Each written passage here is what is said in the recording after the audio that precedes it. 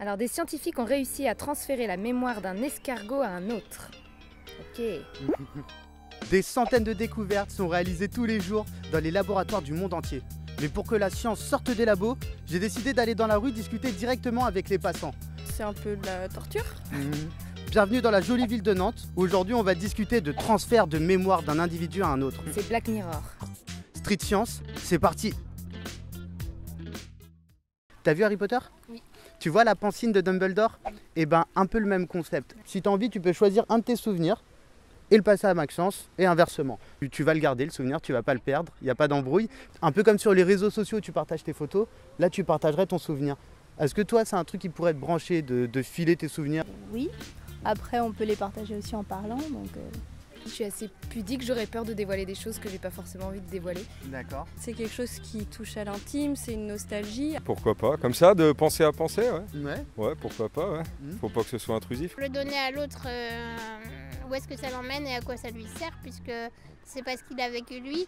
Si je vous pose la question, c'est pas pour rien. Des scientifiques ont réussi à transférer la mémoire d'un escargot à un autre. En fait, je pensais pas qu'un escargot avait une mémoire. Un peu surnaturel, du coup. Pourquoi l'escargot? Parce que l'escargot, il a un gros avantage, c'est que là où toi et moi, on a 100 milliards de neurones à peu près dans notre cerveau, l'escargot, il en a que 10 000.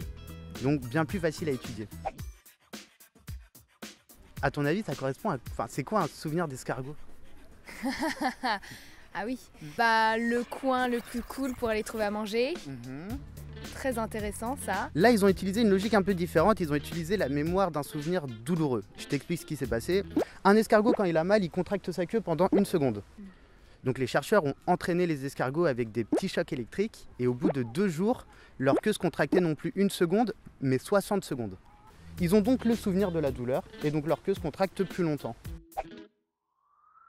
Dès qu'on parle de contraction de queue, faut faire attention quand même. Mais ouais, choc électrique.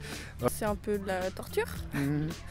Enfin, de tester sur des chocs sur l'escargot. Enfin, on se pose pas la question de son bien-être. C'est un choc électrique, ça les a pas fait. Si je te pince, ça va pas te faire... Ça va. Bon, Ne me pince pas, s'il te plaît. Ils sont pas morts. Un peu comme la pancine, ils ont transféré quelque chose de l'escargot qui avait vécu 2 jours de petits chocs électriques à des escargots qui l'avaient jamais senti. La queue se contracte non pas 1 seconde comme ça aurait dû être le cas, mais elle se contracte environ 6 secondes. C'est ça. D'un coup, juste en ayant transféré ce petit truc, ça y est, la queue se contracte plus longtemps. C'est déjà impressionnant en fait. Bah, je sais pas, ça dépend comment ils l'ont fait. Je sais pas quoi, ils ont dû connecter avec un petit fil ou alors un casque à escargot avec des petits... je sais pas. Ouais. Franchement, c'est bien tenté. Moi, instinctivement, je m'étais dit qu'ils avaient dû transférer des neurones. Honnêtement, je me suis dit, ils ont pris les neurones de la mémoire, ils l'ont transféré. Il se trouve que ce qui est fascinant dans cette découverte, c'est qu'ils sont passés par une toute petite molécule qu'on retrouve aussi chez toi qui s'appelle l'ARN. Cette molécule, elle a une particularité, c'est qu'elle contient un petit message génétique. C'est ça que tu veux dire, elle est génétique la mémoire. Une partie de la mémoire, en tout cas, serait génétique. Ouais. C'est une petite partie, quoi. C'est une infime partie de la réalité, quoi. De la pensée réelle de l'ancien escargot. Alors c'est pas une mémoire... intellect, c'est une mémoire corporelle.